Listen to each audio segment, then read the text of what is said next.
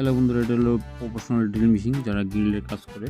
যে কোম্পানি দেখেন কয়েল পুড়ে গেছে, এটা ক্যাপাসিটার প্রবলেম ছিল, কয়েলটা পুড়ে গেছে। স্টার্টিং কয়েল ঠিক আছে, কয়েলটা কেটে নিচ্ছি। দেখেন আপনারা রানিং কয়েল ইউজ করতে পারবেন 22.5 নম্বর তার দিয়ে। আপনি যদি ডাবল ইউজ করেন 23 নম্বর তার দিয়ে ইউজ করতে পারবেন।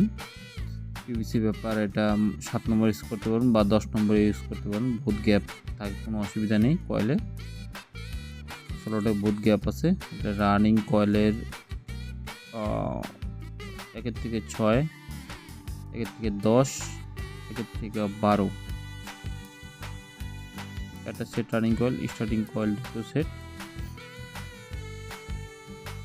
এটা পিভিসি আমি 7 নম্বর ইউজ করছি। আপনারা না পারলে 7 নম্বর ইউজ করতে পারেন, 10 নম্বর ইউজ করতে পারেন, কোনো অসুবিধা নেই। এখন হলো এটা রানিং কয়েল। আপনারা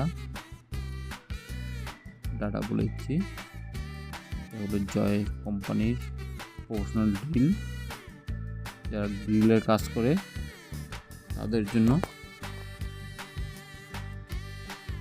ডাটা একদম একুরেট ডাটা আছে, কোনো অসুবিধা নেই। কোম্পানির ডাটা, কোম্পানিতে ছিল 22.5 নম্বর তার। আমি ইউজ করছি ডাবল 23 দিয়ে। 22.5 নম্বর দিয়ে না থাকে তাহলে 23 নম্বর দিয়ে ইউজ করতে পারেন। ডাবল 23 দিতে লাগবে। HWG 23+23 রানিং কয়েল হয়ে গেল। 1 থেকে 6 রানিং কয়েল ঢুকবে। আর একটা হচ্ছে 1 থেকে 8। দেখেন 1 থেকে 8। তারপর হচ্ছে 1 থেকে 10 এক সেট কয়েল হয়ে গেলো। তার পরের কয়েলটা হচ্ছে দেখেন রানিং কয়েল ডাটা। 1 থেকে 6 41, 1 থেকে 8 41, 1 থেকে 10 41, 1 থেকে 12 41। HWG 20.5 ইউজ করতে পারেন, আর +30 ইউজ করতে পারেন। স্টার্টিং কয়েল 1 থেকে 10 85, 1 থেকে 12 86। HWG 23, এটা তার নম্বর হবে 23 স্টার্টিং। ক্যাপাসিটার 20 mmFD, ক্যাপাসিটার থাকবে 20 mmFD। দেখুন রানিং কয়েল হচ্ছে 1 থেকে 6 সেট কমপ্লিট হয়ে গেছে। 8 সেট হচ্ছে 1 থেকে 6।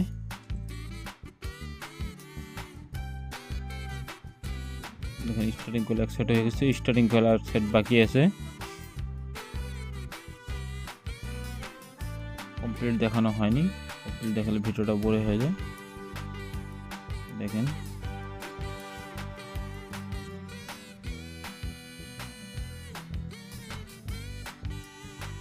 এখানে স্টার্টিং কয়েল কমপ্লিট হয়ে গেছে। সেটিং করব।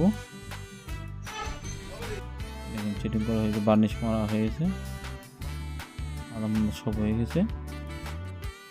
এখন চেক করব কত বেল লোড নিচ্ছে। 500 RPM। দেখেন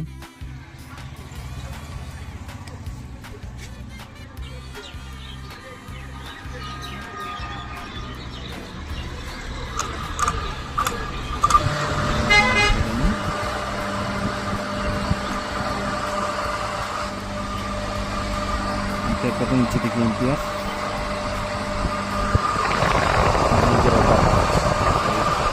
ডাটা ভুল হয়ে যায়, একদিন কোম্পানি ডাটা